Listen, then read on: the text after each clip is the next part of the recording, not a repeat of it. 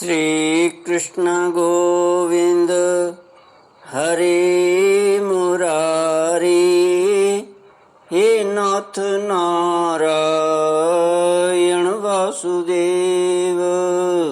श्री कृष्ण गोविंद हरे मुरारी, हे नाथ नारायण वासुदेव। ओम नमो भगवते वासुदेवाय। ओम नमो भगवते वासुदेवाय। कृष्णाय वासुदेवाय हरये परमात्मने प्रणतक्लेशनाशाय गोविन्दाय नमो नमः।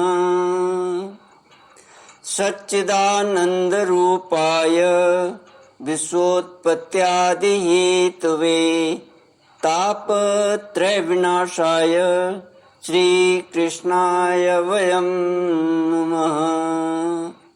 सच्चित आनंद स्वरूप परमात्मा जो सृष्टि के उत्पत्ति, पालन और संहार करता है तथा जीवों के आध्यात्मिक, आदि दैविक, आदि भौतिक तापों को नष्ट करने वाले हैं, अर्थात जीवों के मानसिक, शारीरिक और भौतिक दुखों को दूर करने वाले हैं, उन श्री कृष्ण भगवान को हम नमस्कार करते हैं।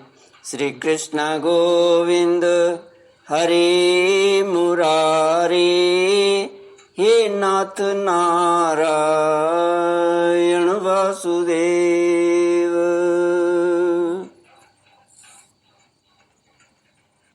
श्रीमद् भागवत दशम स्कंद अथ सप्तमोऽध्यायः। राजोवाच येन येनावतारेण भगवान् हरिरीश्वरः करोति कर्मण्येवाणि मनोज्ञानि च न प्रभो। यच्छृण्वतोऽप्यतिरतिर्वितृष्णा सत्वं च शुद्ध्यत्यचिरेण पुंस। भक्तिर्हरो तत्पुरुषे च सख्यं तदेवहारं वद मन्यसे चेत्। श्री कृष्ण गोविंद हरे मुरारी, हे नाथ नारायण वासुदेव। शकट भंजन और तृणावर्त उद्धार। राजा परीक्षित ने पूछा, प्रभो, सर्वशक्तिमान भगवान श्री हरि अनेकों अवतार धारण करके बहुत सी सुंदर एवं सुनने में मधुर लीलाएं करते हैं। वे सभी मेरे हृदय को बहुत प्रिय लगती हैं।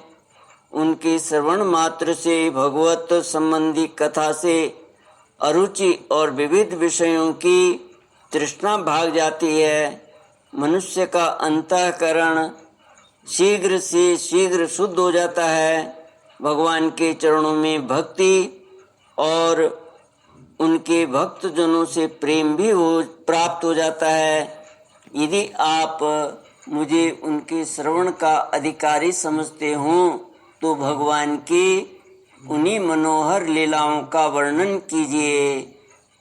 भगवान श्री कृष्ण ने मनुष्य लोक में प्रकट होकर मनुष्य जाति के स्वभाव का अनुसरण करते हुए जो बाल लीलाएं की हैं, अवश्य ही वे अत्यंत अद्भुत हैं। इसलिए आप अब उनकी दूसरी बाल लीलाओं का भी वर्णन कीजिए। श्री सुखदेव जी कहते हैं, परीक्षित, एक बार भगवान श्री कृष्ण के करवट बदलने का अभिषेक उत्सव मनाया जा रहा था। उसी दिन उनका जन्म नक्षत्र भी था। घर में बहुत सी स्त्रियों की भीड़ लगी हुई थी। गाना बजाना हो रहा था। उन्हीं स्त्रियों के बीच में खड़ी हुई सती साध्वी यशोदा जी ने अपने पुत्र का अभिषेक किया। उस समय ब्राह्मण लोग मंत्र पढ़कर आशीर्वाद दे रहे थे। नंद रानी यशोदा जी ने ब्राह्मणों का खूब पूजन सम्मान किया, उन्हें अन्न, वस्त्र, माला, गाय आदि मुँह मांगी वस्तुएं दी। जब यशोदा ने उन ब्राह्मणों द्वारा स्वस्ति वाचन कराकर स्वयं बालक के नहलाने आदि का कार्य संपन्न कर लिया, तब यह देखकर कि मेरे लल्ला के नेत्रों में नींद आ रही है, अपने पुत्र को धीरे से शैया पर सुला दिया। थोड़ी देर में श्याम सुंदर की आंखें खुली तो वे स्तनपान के लिए रोने लगे। उस समय मनस्विनी यशोदा जी उत्सव में आए हुए ब्रजवासियों के स्वागत सत्कार में बहुत ही तन्मय हो रही थीं, इसलिए उन्हें श्री कृष्ण का रोना सुनाई नहीं पड़ा। तब श्री कृष्ण रोते रोते अपने पांव उछालने लगे। शिशु श्री कृष्ण एक छकड़े के नीचे सोए हुए थे। उनके पांव अभी लाल लाल कोपलों के समान बड़े ही कोमल और नन्हे नन्हे थे, परंतु वह नन्हा सा पांव लगते ही विशाल छकड़ा उलट गया। उस छकड़े पर दूध, दही आदि अनेकों रसों से भरी हुई मटकियाँ और दूसरे बर्तन रखे हुए थे। वे सब के सब फूट फाट गए और छकड़े के पहिए तथा धुरे अस्त व्यस्त हो गए। उसका जुआ फट गया।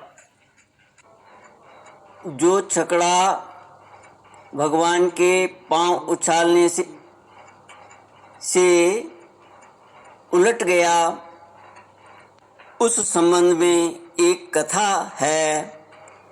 हिरण्याक्ष का पुत्र था उत्कच। वह बहुत बलवान एवं मोटा तगड़ा था। एक बार यात्रा करते समय उसने लोमश ऋषि के आश्रम के वृक्षों को कुचल डाला। लोमश ऋषि ने क्रोध करके शाप दे दिया, अरे दुष्ट, जा तू देश रहित हो जा। उसी समय सांप के केंचुले के समान उसका शरीर गिरने लगा। वह धड़ाम से लोमश ऋषि के चरणों पर गिर पड़ा और प्रार्थना की, कृपा सिंधु, मुझ पर कृपा कीजिए, मुझे आपके प्रभाव का ज्ञान नहीं था, मेरा शरीर लौटा दीजिए। लोमश जी प्रसन्न हो गए। महात्माओं का शाप भी वर हो जाता है। उन्होंने कहा, वैवस्वत मनवंतर में श्री कृष्ण के चरण स्पर्श से तेरी मुक्ति हो जाएगी। वही असुर छकड़े में आकर बैठ गया था और भगवान श्री कृष्ण के चरण स्पर्श से मुक्त हो गया। श्री कृष्ण गोविंद हरे मुरारे, हे नाथ नारायण वासुदेव।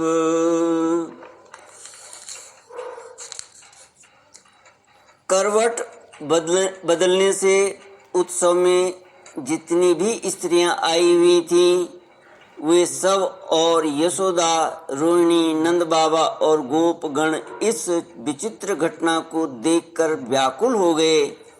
वे आपस में कहने लगे, अरे ये क्या हो गया? यह छकड़ा अपने आप कैसे उलट गया?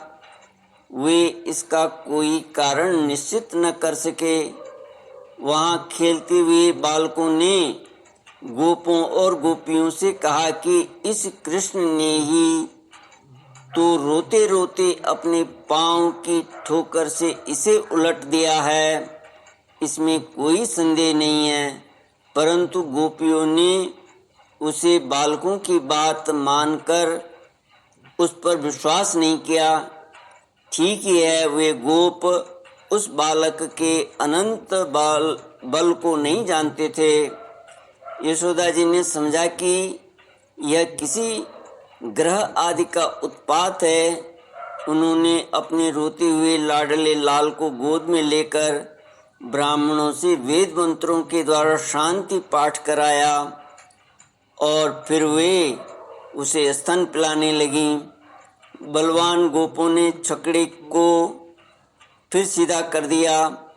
उस पर पहले की तरह सारी सामग्री रख दी गई। ब्राह्मणों ने हवन किया और दही, अक्षत, कुश तथा जल के द्वारा भगवान और उस छकड़े की पूजा की। जो किसी के गुणों में दोष नहीं निकालते, झूठ नहीं बोलते, दंभ, ईर्ष्या और हिंसा नहीं करते तथा अभिमान से रहित हैं, उन सत्यशील ब्राह्मणों का आशीर्वाद कभी विफल नहीं होता। यह सोचकर नंद बाबा ने बालक को गोद में उठा लिया और ब्राह्मणों से शाम, ऋक और यजुर वेद के मंत्रों द्वारा संस्कृत एवं पवित्र औषधियों से युक्त जल से अभिषेक कराया। उन्होंने बड़ी एकाग्रता से स्वच्छयन पाठ और हवन कराकर ब्राह्मणों को अति उत्तम अन्न का भोजन कराया। इसके बाद नंद बाबा ने अपने पुत्र की उन्नति और अभिवृद्धि की कामना से ब्राह्मणों को सर्वगुण संपन्न बहुत सी गौएं दी। वे गौएं वस्त्र, पुष्पमाला और सोने के हारों से सजी हुई थी। ब्राह्मणों ने उन्हें आशीर्वाद दिया। यह बात स्पष्ट है कि जो वेद वेता और सदाचारी ब्राह्मण होते हैं, उनका आशीर्वाद कभी निष्फल नहीं होता। एक दिन की बात है, सती यशोदा जी अपने प्यारे लल्ला को गोद में लेकर दुलार रही थीं। सहसा श्री कृष्ण चट्टान के समान भारी बन गए।